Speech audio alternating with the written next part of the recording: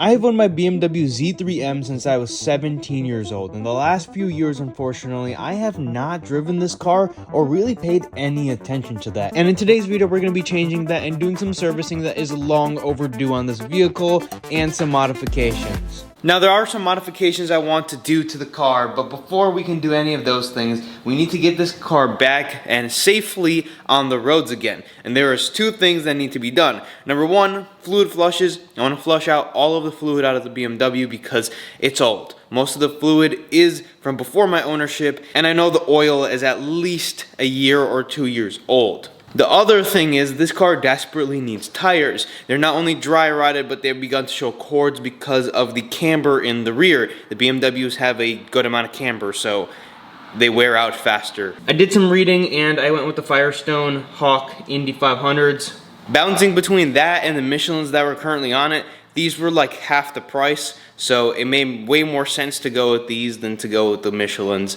Michelin makes great tires, but in my opinion, they're not worth double the price. The problem is I need to take all 4 tires in this car. So how do we get that done? Well, I think we drop the top. We put 2 tires back here and 2 tires right there, and I think we should be able to get it. The electronic top of this car is really weird. Oh, we can get it. You have to have the car running at some point. I just turned it off and back on, so I think we were good, but I don't know, it doesn't make any sense to me.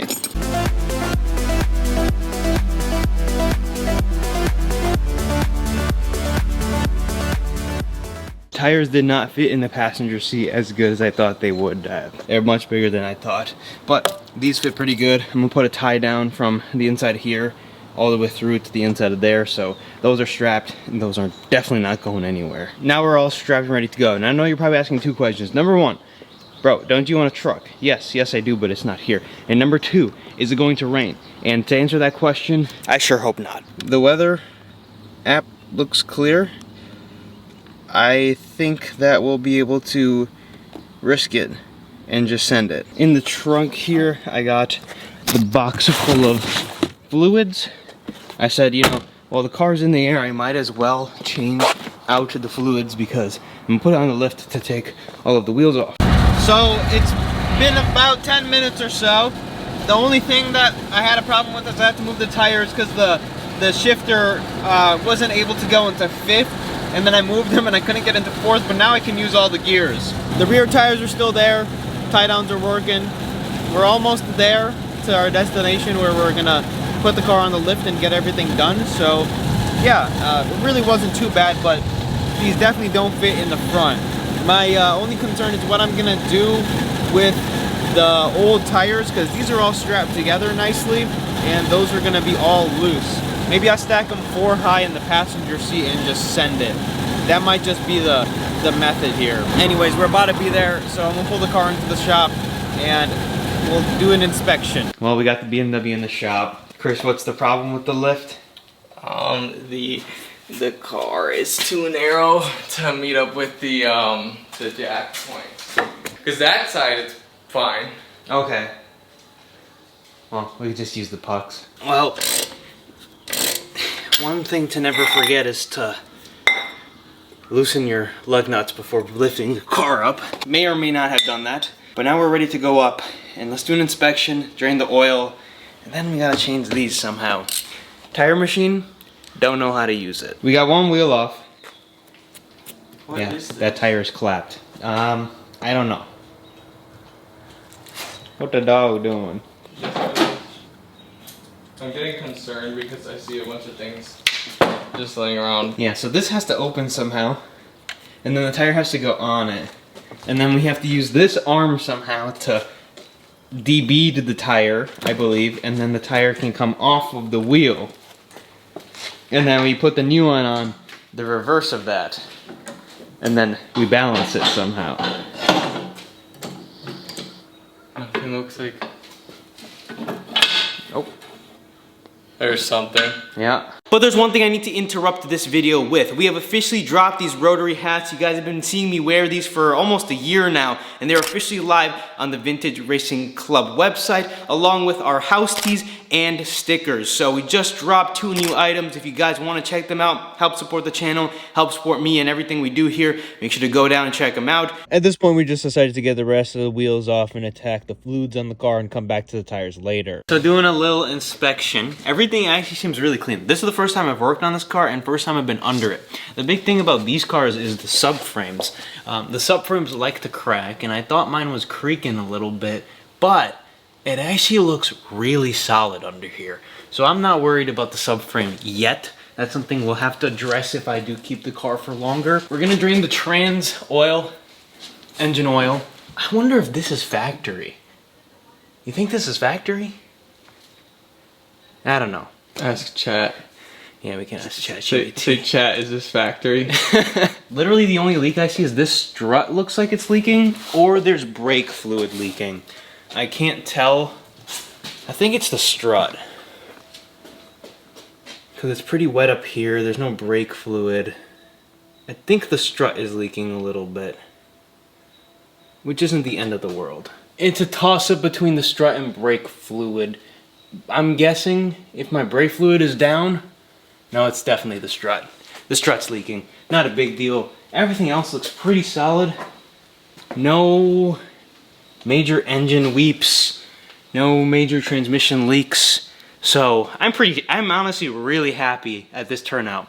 With that said, let's drain the fluid, change these tires, and get this thing back on the road. So we got a drain bolt right here, but then we have the fill bolt on the other side. Always make sure to knock out the fill bolt first, because if you can't fill it, then you're screwed. But if you test out the fill first, you're fine if you can get it loose and then you drain it. So, in theory, I'm going for it, and it should come out.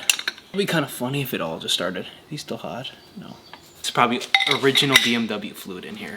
Now, some people say you shouldn't change transmission fluid, but in all reality, the stuff is made to be lifetime for the warranty of the vehicles. If you care about your car's health, it's very important to do all the fluid changes. It's actually not too bad. It's not too dirty. Now we just let it drain. Here, let me be you. Early knob. This was early knob content. Was like this. Yeah. Okay, let's pretend this is your stairs into your garage. It'd be like this. All right, so today I got that down. Now at this point, I use a transfer pump to fill the transmission fluid back into the trans. You know it's full when the transmission starts leaking out of the fill bolt, like you can see it's doing here. Now the next thing I did was deflate all of the tires, and then we put it on the tire machine to break all the beads. But the thing we ran into was the fact that these are run flats, and getting these tires off was almost impossible with the stuff we had. So what we did is we sent them out to a tire shop to get the new tires mounted on. Got the engine oil all drained out now too. Got tires sent out. Just gonna torque this back up and fill her back up, and we're done. Tell them about my head. Yeah. Why don't you tell them about your head? I hit my head pretty hard. On the lift? Yeah. And it hurts. Let's show them the ice pack. Tell Where's the ice pack? What's on my head? Oh. We're selling VRC hats with ice pack attachments in case this exact same thing happens to you. Filter on these German cars mainly. A lot of German cars do this. Live on the top, which is great, I guess. It's simple, easy. So I got a new filter. We have BMW oil, Liqui-Moly, because S52, it's an M engine. You want to read that out for him, Chris? And I am power. So I got the cover off, filter. Where's the oil drain pan? Where's the oil drain pan? Way over here. Alright, so now we got the O-ring, which goes in here. Obviously, whenever you work on a car, you become certified in said car's profession. So, as of today, I will be BMW certified. And yes, this is my first time working on my BMW. I've always given it to my tech, but I don't feel like driving out there for just simple fluids and stuff. And when you can abuse your friend's lifts, you do that. Also, go subscribe to Chris. I'll leave his channel first, link in the description. As well as the Vintage Racing Club. Go get your tees. Yay! A little bit of that old oil. Just put it over the O-ring. And then you just take the old one off. Put it right there. This one, a little lubed up.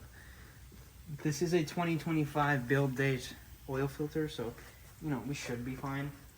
Put that there. Then you just pop this in there. Take a little bit of your favorite oil. Pour a little bit into the filter. A little bit in the filter. It helps lube up the filter a little bit.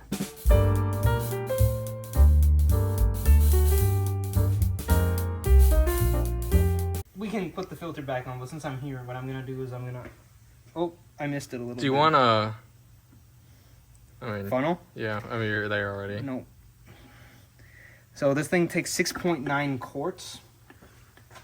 This is like 5 something, so I'm just gonna put all of this in there. At the same time, I'm going to install this back in. Boom. The bolt. What? I just thought of the hood falling on me and how I would scream. Ah! I'll tell you to firm it. Lock in. If you guys missed the last video, or I guess a couple videos ago now, we compared Chris's BMW to my Lexus. So, a lot of BMW content going on here. What would you say your favorite brand is? Nissan. You know, I used to be a Nissan guy. BMW. It's BMW. Is it? But my dream car is a Nissan. You know, I used to be a big Nissan guy. Yeah. Like, major Nissan guy. Would you want a 350? No. Yeah, I wanted a 350. You want a 300ZX turbo? No, I actually wanted a S15. Long live bankruptcy. Yeah. Well, shout out Honda. In the next video, if this video gets 100 likes, we'll swap that into here.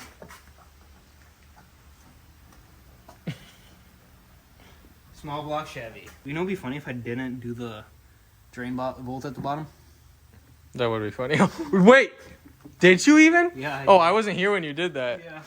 Well, Just takes a peek underneath. there's nothing down there. BMWs actually leak for one purpose.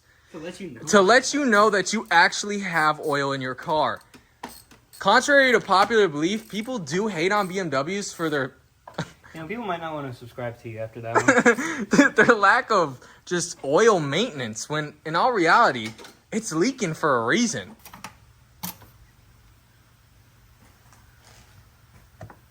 Yeah, she's good. I can't believe I nailed that first time. This is my first reaction to being in the Z3M with new tires. I've never... Just in general, actually. Oh, nice lighting. WPOV. New tires on, oil changed. Feels good. I'm really excited to see how this thing feels with actual tires. Got an alignment for it next week scheduled. I mean, short of that, there's a couple more things which we'll show you at home that we got to take care of, but it's nice to have a lift. Really nice. It is nice to have a lift. Lift coming soon if you guys leave a like and subscribe. We should get a lift company to sponsor us. Benpack or Challenger. Reach out. Challenger, we love your products. Diet Coke. Coke in general. Oh, dude, you can tell. Ooh, it's grippy. Yeah. Tires are round again. I don't think those tires were round. Yeah, no. Ready?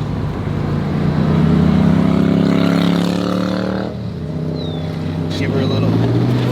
Oh yeah, she's gripping. Oh, she's gripping. Oh, she's gripping. Oh, she grips. We're still breaking the tires in a little bit, so I don't want to go too crazy. Oh yes, look at those. A little dirty. Where does it grab? Right there. Very early compared to your Miata. Wow. It's a brand new clutch. Okay. Yeah, you gotta turn it off and back on. Okay, it grabs a lot earlier. You need to use gas on this one. Yeah, gas now. Yeah, there you go. Wow, that clutch is like way longer than the Miata. Yeah. Well, you can tell that the That's how Miata it's supposed to feel. It depends on the car. What do you think? Yeah, she's hugging the road. Yeah? Yeah, it feels nice. What do we do at stop signs? We roll them. Not legal advice. Yeah, well, there we go. We got the new tires on. We'll head home and show you guys some modifications now. Now, after we did all these services, we took it to the alignment shop. The alignments aren't technically adjustable, but at some point, someone smacked it into a curb and it fell out of factory spec. So the rear left was rubbing and it was causing the tire to have some premature wear. So we adjusted that along with the front and got the car all squared up just in time for IMSA weekend. Despite the misfortune. Made it to IMSA. Decided to watch the races, kept crashing over and over again. Race still hasn't gone more than 5 laps, so we're leaving. But quick squad check. BMW Z4, CRX, no idea whose that is. Semi-okay RX-7. We got the Z, my Miata, and then another Miata. So to say the very least, we've enjoyed the BMW over the last couple of weeks, but there are still a final few things that I want to do with the car. Mainly one being a bigger modification I should have done when I first bought the vehicle. But the thing is, I'm not sure if it's going to fit the car. Get the 944 here. This car is up next for everything we did with the BMW to do to this car. I would have liked to take this one to IMSA, and that was actually the plan, but the BMW was ready. I spent all of that time and effort and energy to get it back to where it needs to be. So I said, you know what? I'm just gonna take the BMW. There's gonna be a little bit of an update on the 944 coming very soon. I did swap the steering wheel over from my Miata onto this car. I do have some parts, including a steering wheel on order. It's unfortunately a little back ordered, but it should be here soon. So once all those things are in, we'll have an update on the 44. But with that being said, let's get the BMW back inside. I'm very happy to just have this car ready and just put some miles on it, and that's kind of what's been done so far ever since we did do the refresh. But before I drive it more, there's one crucial key thing that I want to do with it. So if you don't know anything about the Z3Ms, these cars have one bigger issue with them. The issue with the car is how they were put together. The welds on this car aren't the strongest, and one of the bigger problems is the rear subframe. The welds in the rear subframe tend to, over time and with stress, just start to come apart. That is also prevalent on the front struts. So if you do pop the hood, the front struts, if you do end up hitting the car against a curb or get into an accident or hit a really big bump, they can move a little bit and the towers themselves can start to separate. Now this will just cause the car's body to be a little misaligned. Usually if you hit a curb or something, it's not the end of the world, even if they moved a little bit. The rear subframes can be annoying because it is a little bit of a costly fix to get it redone, but when it's redone, these cars tend to be worth more. My car, I don't believe, has been redone, but like we saw earlier in this inspection, the rear subframe seems to be in pretty good condition for now. The thing I've noticed while driving the Z3 is when you do punch it, first of all, I think my suspension is starting to go out like we saw earlier because it does move quite a bit. So when you punch it, the front end lifts quite a bit, but at the same time, when you're taking corners, things like that, I think this car could benefit from a front strut brace. That front strut brace will also just make sure that your front struts aren't misaligning over time. My car has less than 90,000 miles on it, so it's not the highest, but when you do start tracking the car, driving aggressively, and you do start to get over 100,000 miles, they can become a problem. Now after reading the forums, there was one company to go with, and right here we have a Mason Engineering strut brace. The reason why I say I don't know if this part is going to work is because I was told by the company that the Z3Ms, they're discontinuing the one modular front strut brace. So this is one of the final, if not the final, one unit, single unit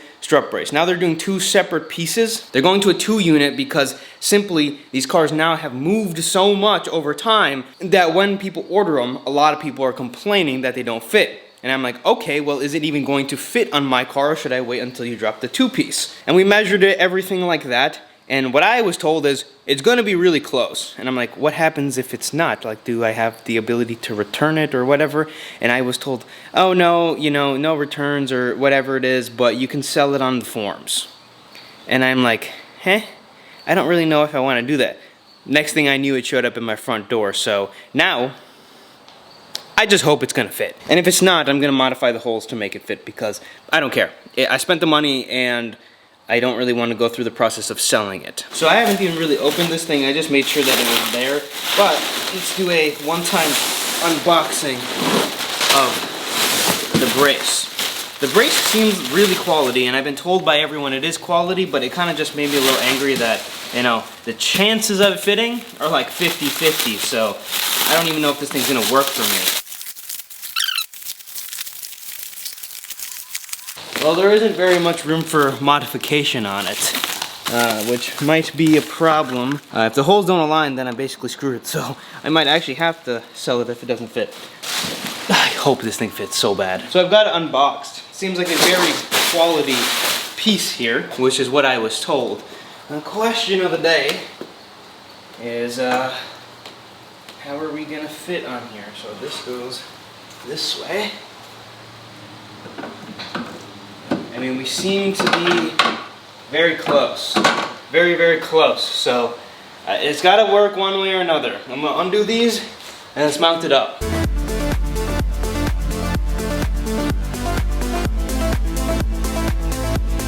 Now a little moment of truth. Will this align? Kind of have it over the 3 like so. I think we're going to be extremely close. I think we can make them work. I was told that my car, by the measurements, seemed really close, but this bolt might not work, but 2 and 3 on this side is better than not having it at all. I think we're in the clear. Now, it will be important to torque these down to spec.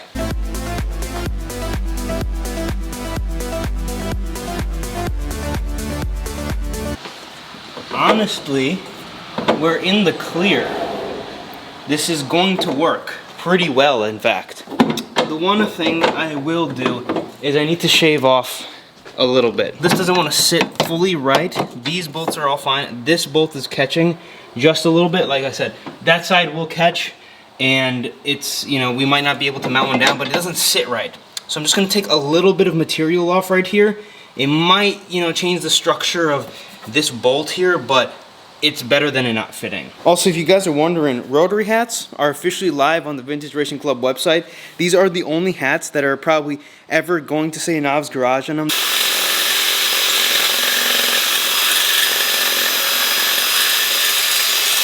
Now, I am going to quickly use some Amsoil metal protector, which is kind of just like a lubricant on this. Took some metal out. I don't want this to rust. I will paint this before it rusts, because if I don't, chances of it rusting pretty high since we exposed the paint. And I don't want it to oxidize. But for now, I'm just trying to get this thing to sit on here. Alright, let's do some mounting.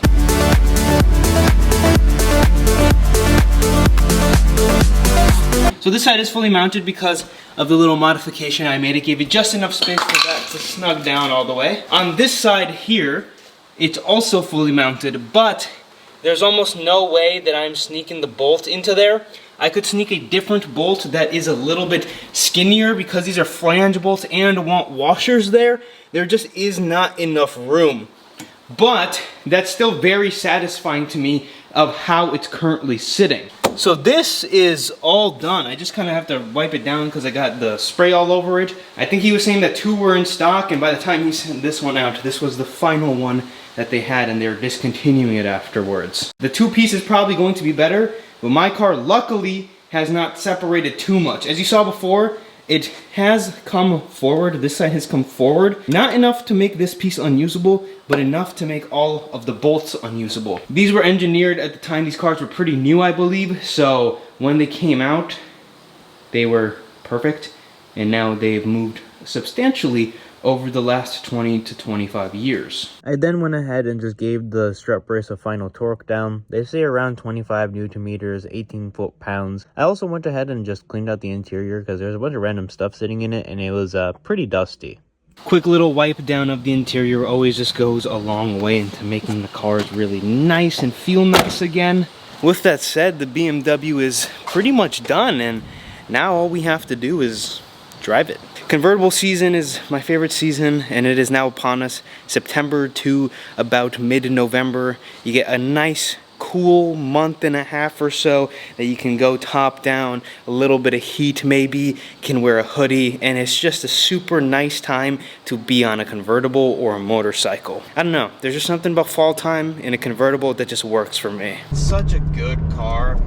It's a little bit of a shame that it hasn't been driven in the last few years, and I mean there's nothing that I can really do about that. You'll be able to get through the rest of the season with some of those problems, or I guess minor inconveniences. You know, no old car is going to be perfect. With that said, that's all I have for this video. If you guys did enjoy, do me a huge favor, leave a like, subscribe, pick up the rotary hats, your house tees, and I will see you guys in the next one.